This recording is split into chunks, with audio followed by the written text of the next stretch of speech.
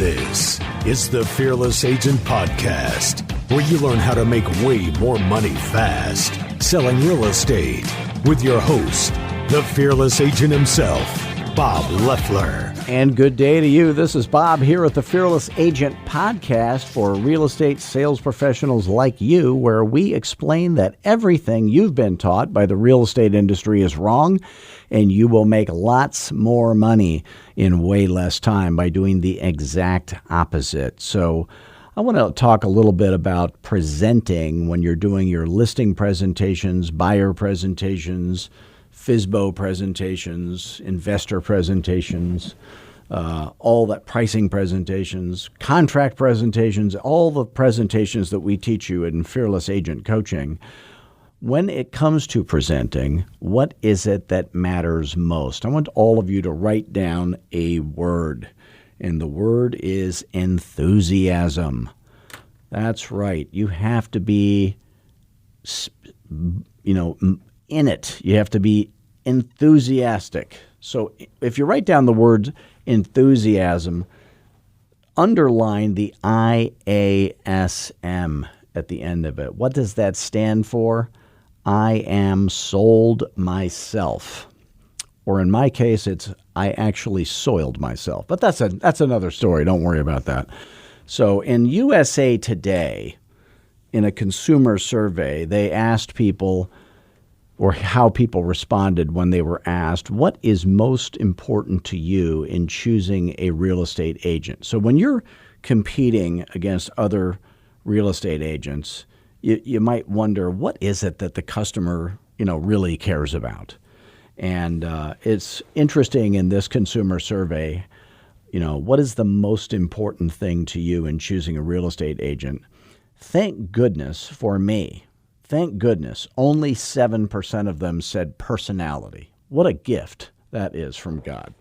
So my ridiculous personality couldn't hurt me with 93% of the people, thank goodness. Work history, for those of you who are brand new, only 9% of the people said work history. For those of you who have just moved to a new market where you don't really know anything about that town yet, only 18% of the people said community knowledge. So what was it that 66% of the people said was most important to them? And it was trustworthiness. So how are you going to come across trustworthy when you're competing with all the other agents? How are you going to be the one that they trust more than all the others? And it's by having a killer, great presentation. So if you have a great listing presentation and a great pricing presentation, and they say, wow, this person has really thought this through. This is not like the other people. And they have to be saying to themselves at the end of the 4 questions in the listing presentation, as an example, they have to be saying to themselves, I trust Bob. He cares more about me than any other agent ever would. He cares more about my money even than I do. He wants the buyer to pay more for my house even than I do.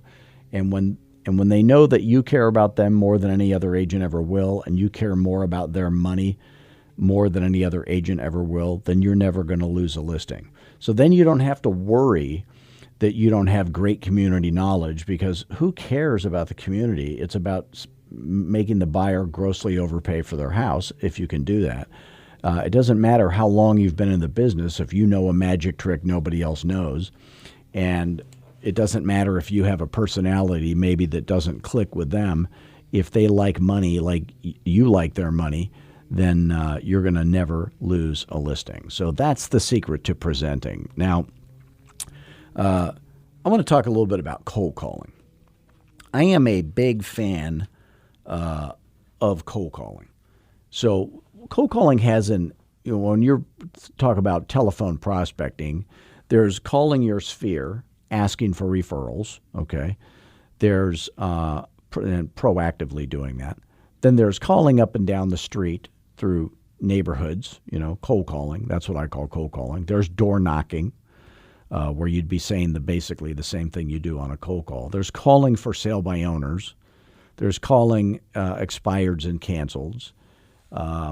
So that's kind of it, for telephone prospecting. Now, what is the advantage of cold calling over calling the Sphere and calling and FSBOs and calling expireds? Well, the advantage is you're never going to run out of them, unless you're in a very small town. You're going to have an unlimited supply of people to cold call.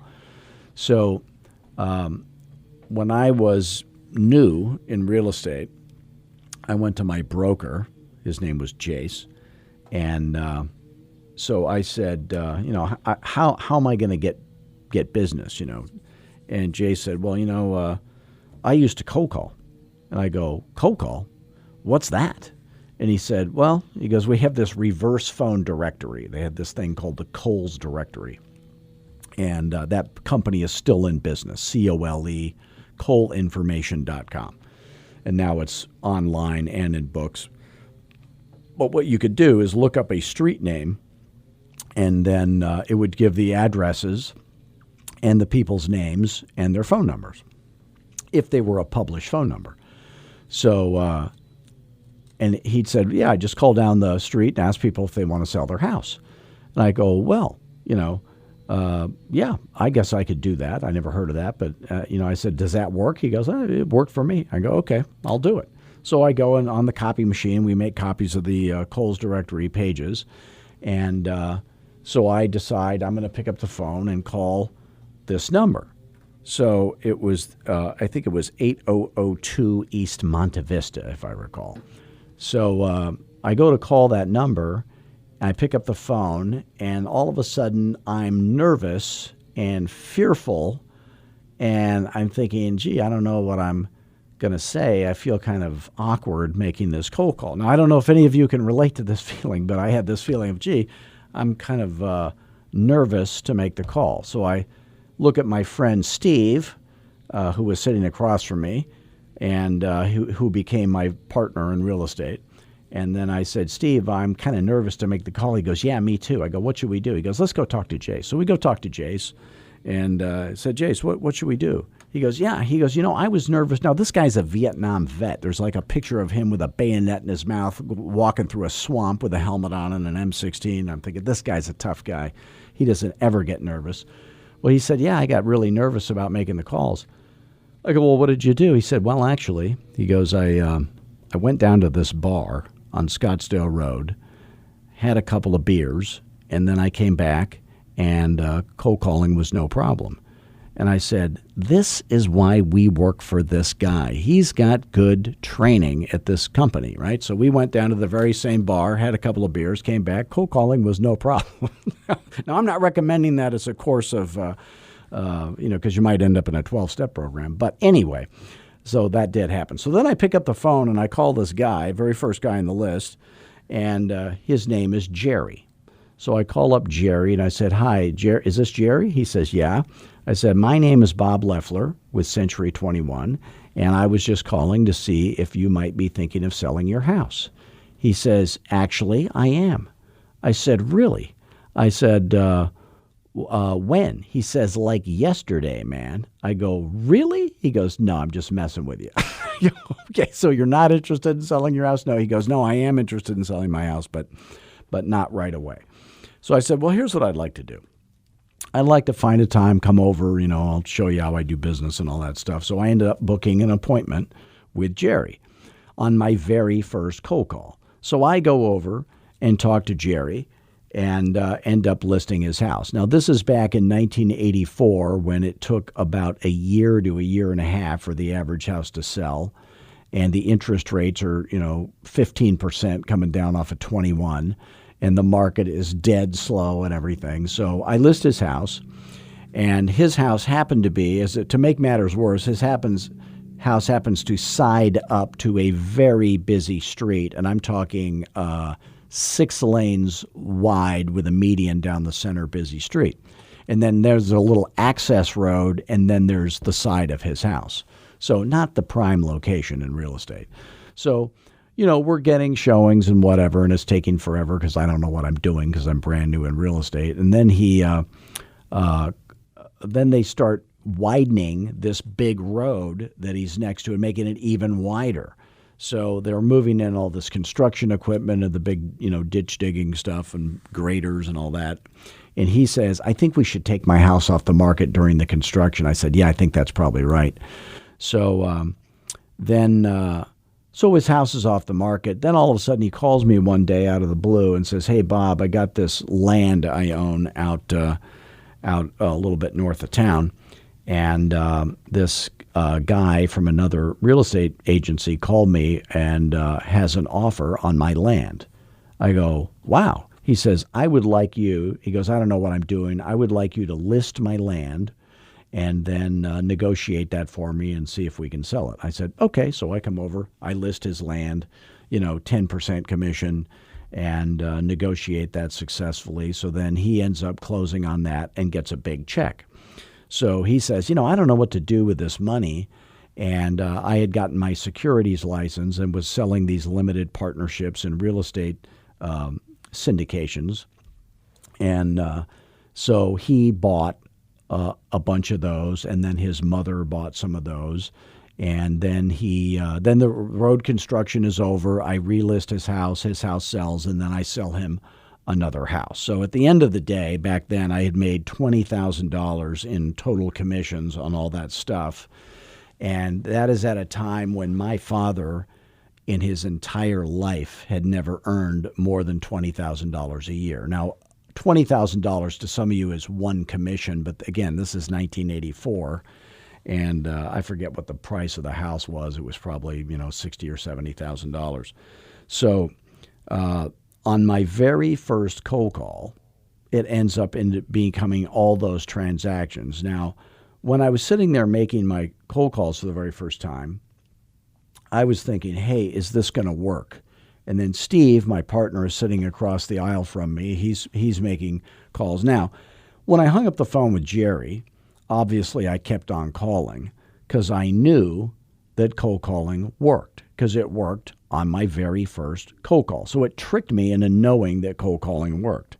Now, how many calls after that did I have to make before another single person said, yes, I am thinking of selling my house? Probably 100, maybe 200, but it didn't matter because I had already been tricked into knowing that cold call worked.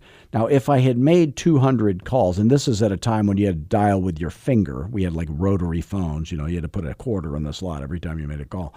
So I would have been tricked into knowing that cold calling doesn't work. And I might not have made that extra phone call that got me the listing or the 5 deals or whatever it was. So, my partner Steve, he had to make maybe hundreds of cold calls, but he knew cold calling worked because he saw me book my appointment on the very first one. So the moral of the story is pretend you're Steve sitting across from me if you've never made cold calls before. And then the question is, what do you say when you call? Now, I notice that real estate trainers out there are teaching people to say the craziest things. So here's some things you should never say. The market is great, so ...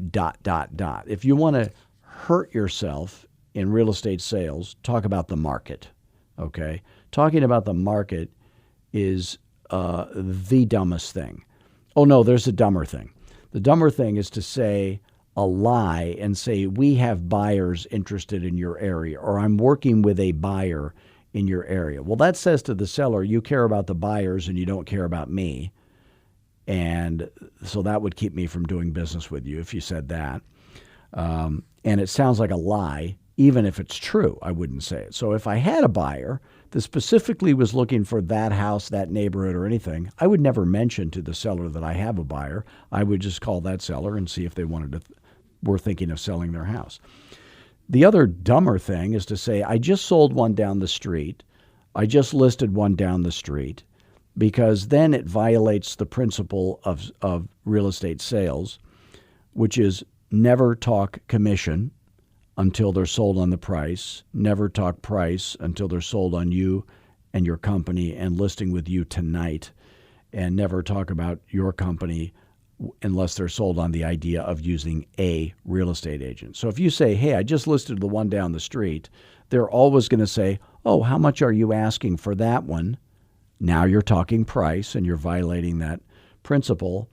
And you've got a 50-50 chance of them thinking you're not a good realtor just based on the price you tell them that you listed it for. They might say, well, that doesn't sound like very much. You must not be a good realtor. So, and then after you get done making them think you're a bad realtor, then it turns out they have no desire of selling their house ever. And you've just elongated the duration of the call, and time is the only resource you've got. So if you're going to get a no, you want it to be a very, very quick no. Like when they just hang up on you without even talking, that's a gift. So the question is, you need to say it this way. Hi, my name is Bob Loeffler. You're going to insert name here. So hi, my name is, and I'm a real estate agent with a company called ABC Realty, and I was just calling to see if you might be thinking of selling your house. So, and then you're done. And then see what they say. So they're 9 times out of 10, maybe more than that, they're going to say no. So then I used to say, oh, well, thank you very much for your time, and I would be on to the next call. Until one day, this guy says, no. And I just happened to say, do you have any plans of moving ever? And he said, well, yeah, but not for like 8 months. And I'm going, 8 months? Holy cow, it's an emergency, right? So I realized I was missing out on some opportunities. So from now on, I would always say, I was just calling to see if you might be thinking of selling your house. They'd say no.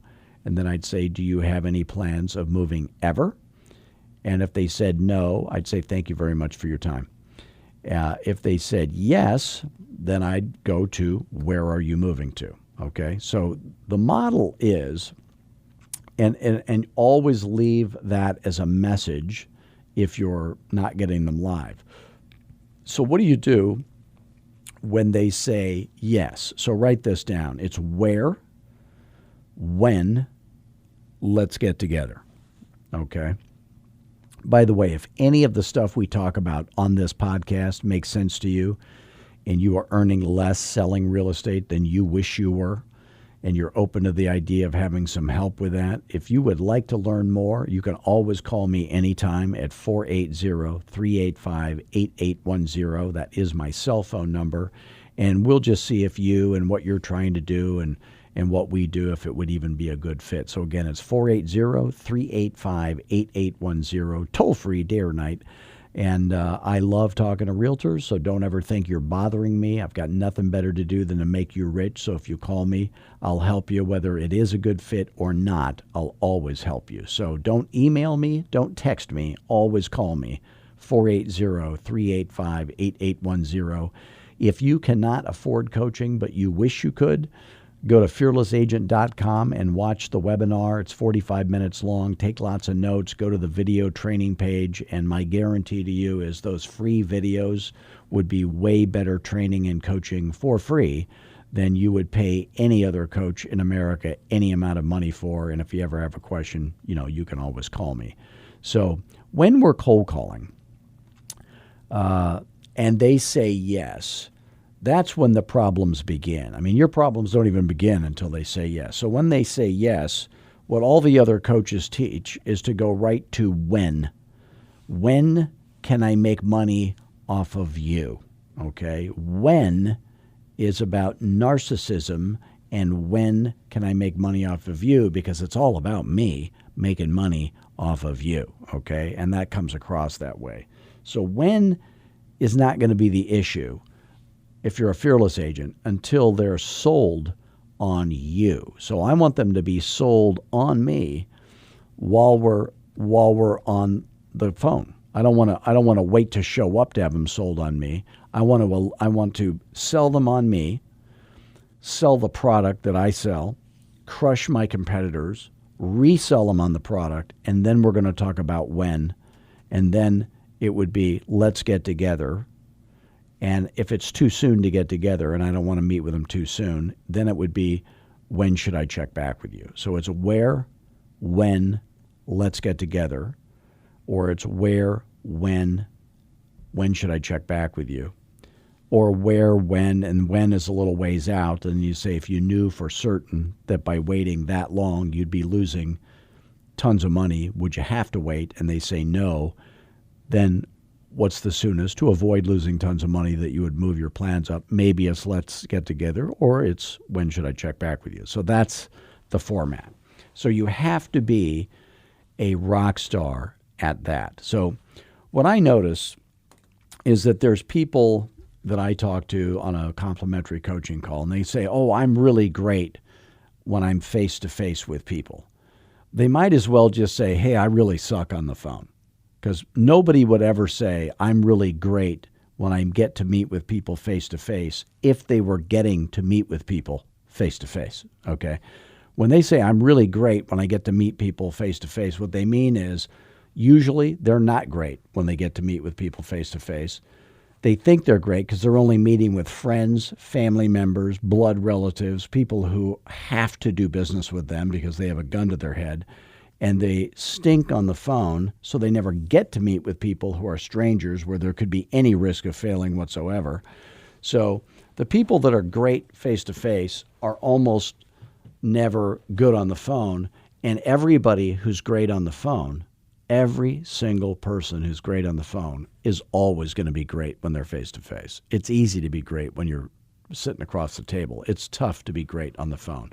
So if I can make you a rock star on the phone, I'm not going to have to worry about you and how you're going to do at the Fearless Agent presentations. Those Fearless Agent magic tricks are things that work, even if you're bad at them.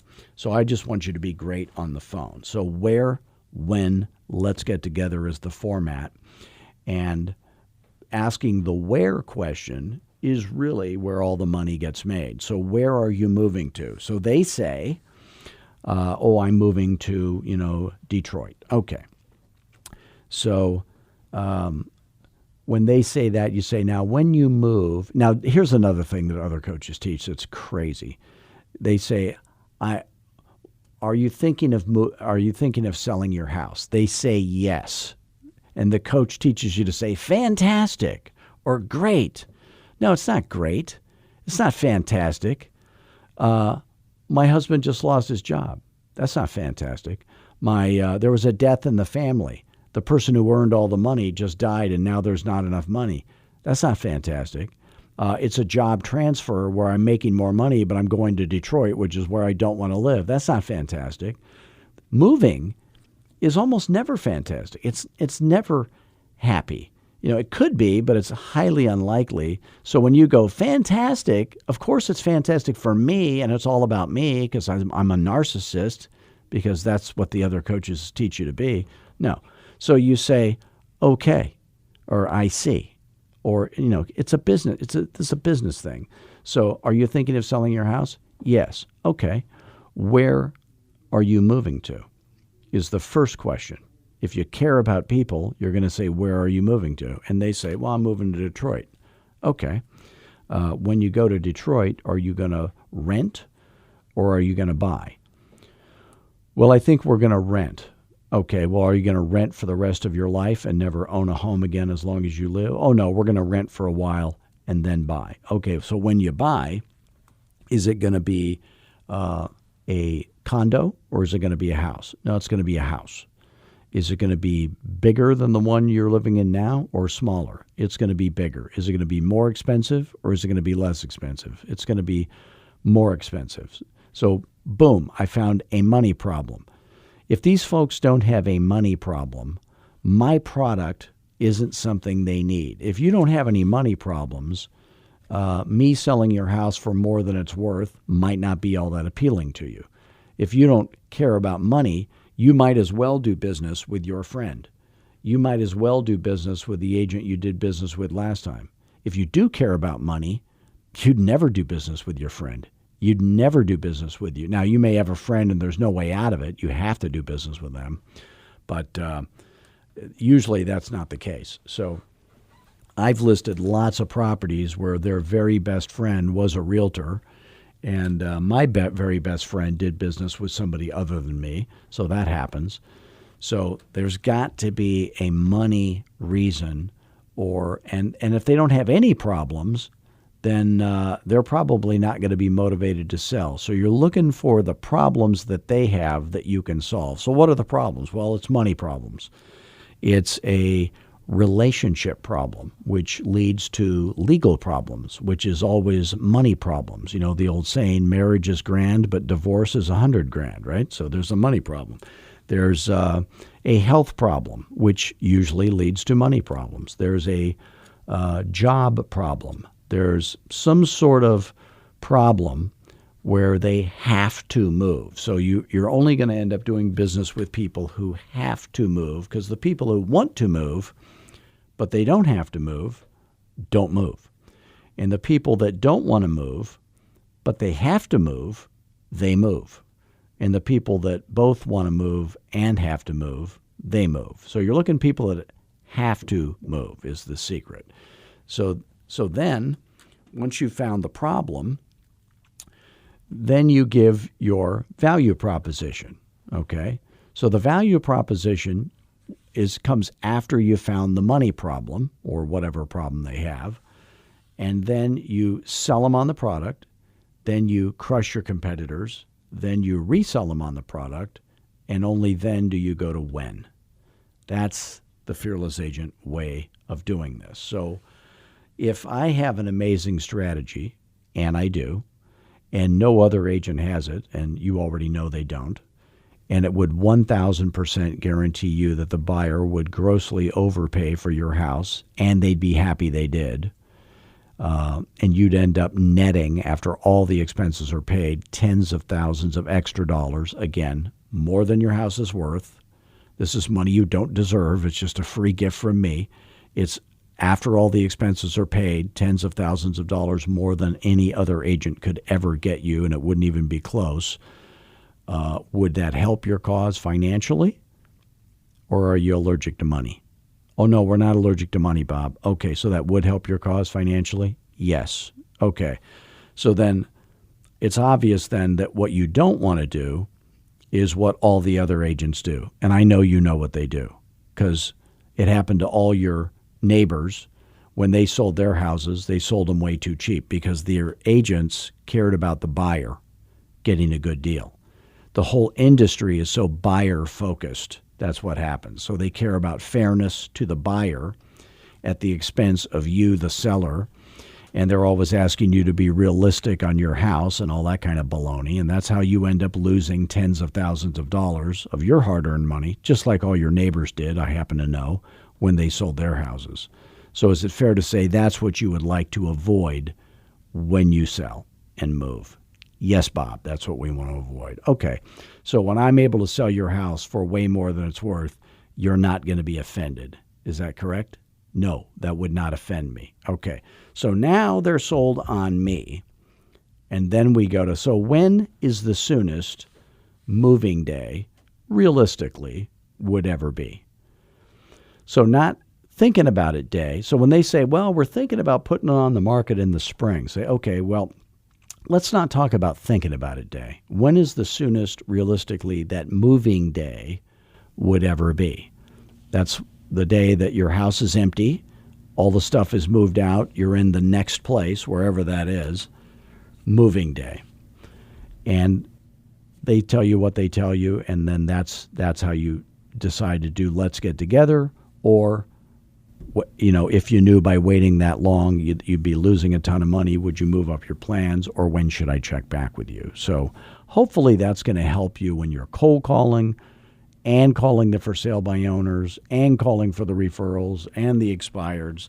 But being great on the phone literally is the only thing that matters, because when you are fantastic on the phone, you're always going to be great face to face. So once again, I want to thank all of you for joining us today. Please do visit us at fearlessagent.com. Watch our free webinar. You can call me directly anytime at 480-385-8810. Please do give us a review of this podcast on iTunes, 5 stars if you would, and you can visit us at all the other places of social media. And then until next week, I want you to always have fun. Always, now that you have these great new skills, be humble and most of all, be fearless. Thanks, gang.